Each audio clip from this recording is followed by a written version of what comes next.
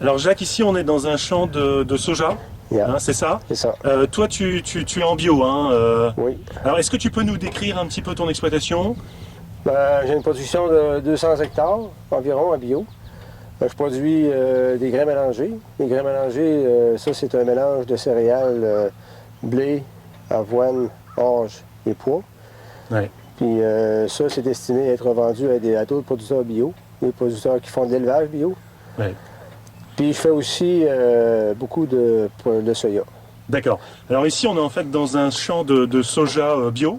Oui, Hein, et donc tu es venu avec ton Fendt, c'est un 712. le 712. Et puis derrière un outil, alors si tu peux me donner la marque? Ouais, c'est un Sattler Henniker. Henniker, d'accord. Et quelle marque c'est ça? Quelle origine? C'est américain. C'est américain, C'est d'accord. américain. Puis le but, c'est d'enlever la moutarde. Parce qu'on voit dans le champ de soya, présentement, qu'il y a beaucoup de moutarde. Ouais. Fait que le but, c'est d'enlever la moutarde. Puis laisser le soya qui est semé en rang. D'accord, alors donc là on est au mois de juin, hein, on est le 16 juin aujourd'hui, là, 2011. Oui. C'est un soja qui a été semé quand? Ça a été semé il y a environ 2 semaines. Ici tu es en Nolabou, hein? Ici, non, on ne laboure pas. Ouais, tu ne laboures pas? On travaille juste avec des outils à dents, des cultivateurs, des choses comme ça, pour éviter d'avoir le chien à dents. Quel type de terre c'est ici? C'est ici, présentement, on a une terre qui est possiblement rocheuse, mais en général, c'est des loams sablonneux. Alors l'aume c'est de l'argile, hein? C'est un argile, mais c'est une argile qui est moins lourde. Là. Voilà, c'est une argile relativement souple. C'est ça, c'est ça. D'accord. Vous avez, et c'est limoneux aussi ou c'est sableux? Toi tu parles de sable? Oui, c'est sableux un peu, oui. Plus que de limon? On parle de limon ici? On a de toutes les sortes. Ouais. Des fois, dans un même champ, on peut partir du sable puis tomber à l'argile. D'accord. Fait que c'est pour ça qu'il y a beaucoup de choses, beaucoup de variantes. Et la profondeur du sol, c'est quoi? Profondeur du sol, environ 6 pouces. 6-7 pouces, là. D'accord. Donc ça fait un bon 20 cm quoi. Oui. Et en dessous, c'est quoi? En dessous, ben là, on tombe à des roches-mères, là. C'est plus la terre-mère, c'est soit de l'argile ou encore de la roche. Parce que là, on voit des petits bouts de roche. Hein, Ouais. Mais C'est un ça champ- en fait? Ici, c'est un champ qui a beaucoup de roches. Fait qu'ici, si on va dans le fond, on va rencontrer beaucoup de roches, du gravier, des choses comme ça. Est-ce que c'est représentatif des sols de la région des Chaudières-Appalaches? Croirais que oui. Je pense que oui. D'accord. Alors toi, en fait, tu avais de l'élevage laitier auparavant, Oui, que tu as revendu bon, pour des raisons diverses. c'est ça.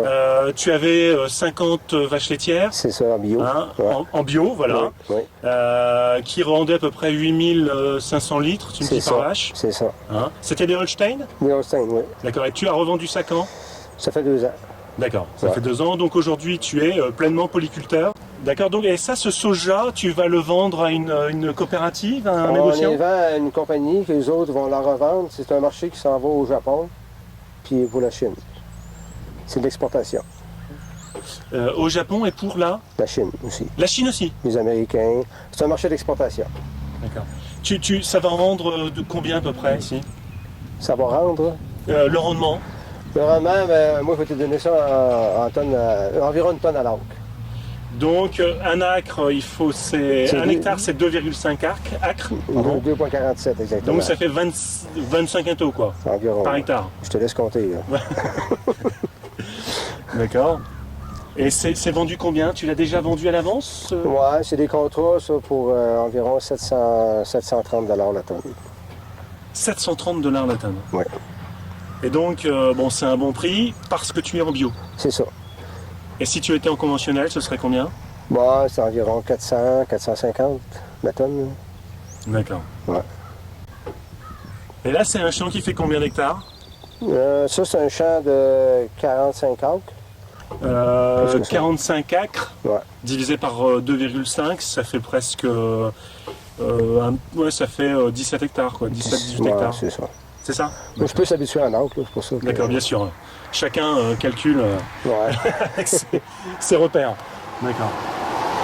Donc ici, alors donc, c'est une tabineuse Hennecker. Oui. Elle a quel âge? Oh, c'est pas une machine qui est nécessairement récente, c'est assez vieux. Mais ça fonctionne bien. Oui. Puis le 3 points est avec un vérin hydraulique Ouais. pour pouvoir ajuster la profondeur de travail en chemin. D'accord. Pendant que je travaille, je peux jouer avec ma profondeur. Et tu utilises depuis combien d'années? Ben, depuis 2000. D'accord, depuis que tu es en bio en fait. Oui, c'est ça. Puis là, le tracteur est équipé avec, depuis 2 ans, on est équipé avec un GPS RTK. Fait que là, à ce moment-là, on est beaucoup plus précis. Avant ça, on faisait ça avec un petit miroir à côté, puis on en regardait dans le miroir, puis on en regardait en avant, puis là, ben... Waouh! Mais là, avec les superficies qu'on a, ben, on a décidé d'investir dans le RTK. Dans le RTK. Alors ça commence aussi à se développer en France. Au Québec, ça, tu me disais, ça commence Oui, ça uniquement à commence. se développer, c'est pas très développé. Ça fait 3-4 ans là, que ça marche. Là, puis, il y a beaucoup de gens qui en ont des fois, mais ils ne sont pas RTK. Et c'est moins cher à ce moment-là. Là. Donc en RTK, ben, c'est plus cher. D'accord. Et qu'est-ce qu'il y a une... tu as acheté une balise fixe? Comment ça se passe? Non, c'est avec un cellulaire. On a une tour, on est 5 producteurs. On a acheté une tour qui est fixe à un endroit. Puis après ça, c'est la communication se fait avec cellulaire, avec des compagnies de cellulaire. D'accord, c'est-à-dire de mobile, de portable. Oui, mais c'est pas exactement comme le portable, c'est plus puissant que le portable.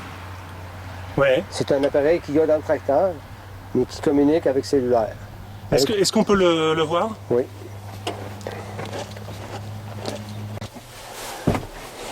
C'est ça la machine ici, là. Ah, ici, là? Ouais. Et ça coûte combien? Ben, toute la patente, ça coûte 20-25 000. 20-25 000 dollars canadiens. Ouais. Et pour chaque agriculteur qui s'est équipé? C'est en RTK. En RTK. Ouais. Et après, tu as l'abonnement. À part la tour, c'est 15 000 qu'on a payé. À 5. Mais quand je dis 25 000, c'est avec la tour. C'est ça. Ah oui, comprise. Ouais. D'accord. Ouais. Et tu as, au volant, tu as l'Easy-Steer. Exister. Il y en a, et tu peux avoir aussi la commande hydraulique. Là. Directement sur l'orbitrol. Ouais, ça c'est encore plus cher. Ouais. Et Là, toi, à ça ce moment-là, le tracteur va se repositionner tout seul sur l'horaire. Tout seul. Tandis que moi, il faut que je le repositionne. Et ça te convient, ça? Ah oui, c'est bien correct, moi, ça fait la job. Ouais. Ouais, ça fait le job. Ça fait la job, ça fait le travail. D'accord, d'accord. Et qu'est-ce que tu as au pied, là? Ah, ça, c'est la commande pour actionner le Easy-Steer. Actionner le GPS. Oui, c'est-à-dire? Parce que mon GPS, il faut que je roule à une certaine vitesse pour qu'il engage. Ouais. Ça n'engage pas tout de suite en partant Ouais, ça. ouais. Après avoir atteint la vitesse, ben là, je paye sur ma commande. Là, mon GPS embarque, puis là, mon tracteur s'en va tout seul après. D'accord. Fait que ça m'évite. Sans ça, il faudrait que j'y repèse sur mon écran pour l'engager. Fait qu'au lieu de peser sur l'écran, je paye sur la pédale. D'accord. Ok, ok. Ouais. Jacques, est-ce qu'il serait possible de savoir, bon, tu es passé en bio donc depuis 2000, Oui. hein, est-ce qu'il y a beaucoup de producteurs bio au Québec? Ah, c'est une bonne question. Je l'avais là. Ben, il y en a beaucoup. Il y en a qui sont dans l'élevage, il y en a qui sont dans l'agriculture. Il y en a aussi des producteurs maraîchers, des petits producteurs maraîchers. Il y en a quand même, c'est un bon réseau. Dans les vaches, on était, je pense, genre 150 producteurs. Au Québec? 100. C'était 100, ouais. 100 producteurs laitiers bio au Québec. Sur combien de producteurs de laitiers, je suis embêté, là, mais c'est pas beaucoup, là. Mais il y en a un petit peu partout. Là. Et ici dans la région, là? Ici, dans la région, des bio comme moi, là, il n'y en a pas beaucoup. Il n'y en a pas. Il faut faire assez grand pour en trouver d'autres. D'accord. Ouais. Et alors pourquoi est-ce que tu es passé au bio, toi? Quand il n'y en a pas beaucoup, il y en a un autre producteur qui est bio, mais lui, il a du lait. Il n'est pas loin d'ici. D'accord. Ouais. Mais bio uniquement en culture, il n'y en a pas beaucoup. Il n'y en a pas beaucoup. Qui font des grandes cultures, qui ont des grandes surfaces comme moi, que je considère, là, il n'y en a pas beaucoup. Et pourquoi est-ce que tu es passé au bio, alors? Ah, c'est des questions de principe, c'est des questions de valeur. C'est pas uniquement par opportunisme? Ben, je te dirais que l'opportuniste vient agrémenter ces valeurs-là. Voilà, mais d'abord, à l'origine, il y a des valeurs. Oui, parce que j'avais tout le temps, on avait suivi des cours, nous autres, en 93-94, sur l'agriculture biologique. On suivait ça l'hiver, là, puis j'avais toujours eu un intérêt pour ça. Mais des fois, l'intérêt est là, mais tu n'as pas nécessairement la motivation monétaire pour le faire.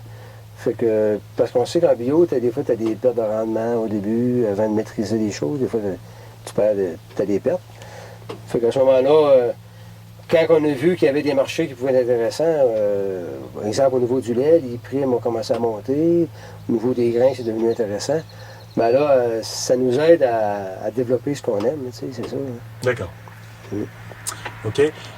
Alors, la vente en bio, le prix est nettement supérieur par exemple, en blé, en soja. En soja, il est supérieur, mais en blé, puis tout ça, il n'est pas nécessairement supérieur à ces temps-ci.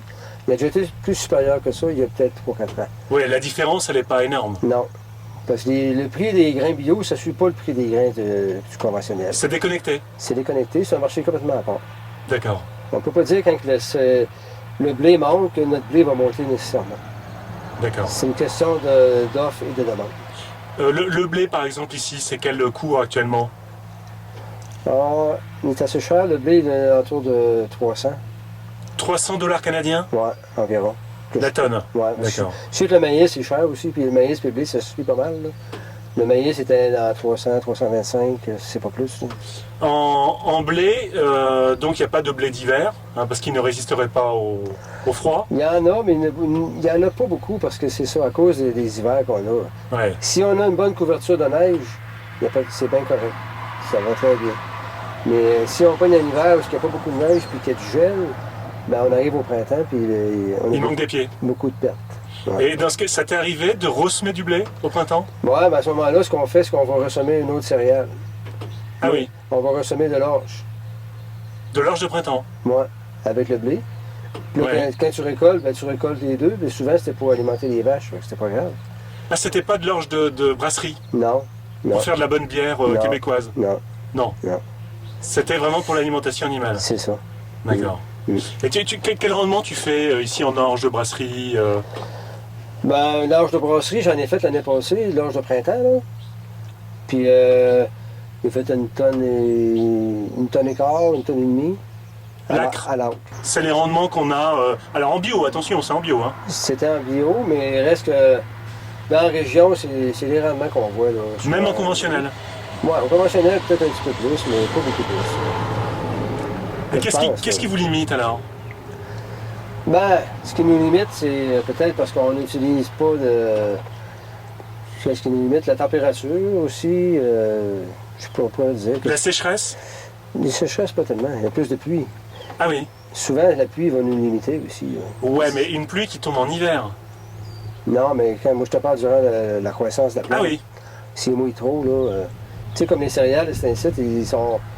Il ne faudrait pas qu'ils mouillent plus que ça, là, parce que là, ça commence à jaunir un peu, tu sais, des fois, il y a plus de misère. Il pleut pas mal, mais des fois, il pleut des grosses quantités d'eau dans du temps qui est plus relativement court. Fait que si au printemps, on a fait nos semis, puis il pleut beaucoup, puis il fait froid, ben la germination est difficile, la plante a de la difficulté à faire de la croissance. Elle s'en ressent toute l'année après. Bien sûr. Et tu sèmes quand? On sème début mai. Et tu récoltes? Dépendamment des plantes. Comme le soya, on va récolter ça en octobre, début octobre. Puis les céréales mélangées, on récolte fin août, début septembre. Et l'hiver commence quand ici? L'hiver, ça commence au mois de décembre. Là. Ah oui, pas avant. Ben, j'ai déjà vu des fois commencer le 2 novembre, puis ça n'a jamais refondu. Là. Et les maïs étaient récoltés? Ouais, mais même j'ai déjà vu les maïs pas récoltés. Et dans ce cas-là, c'est foutu. Ah oui, on a vu des hivers que le maïs était resté sur les champs. Puis les gars, ils vont les ramasser au printemps, quand c'est gelé. Mais il n'y a plus rien. Ah oui, il y a encore des épis. Ah, il y a encore des épis, mais Ouais. enfin, on a perdu beaucoup, quoi. Ben, c'est sûr que les rendements sont peut-être affectés, mais ça a marché. D'accord. Ça a marché, ouais.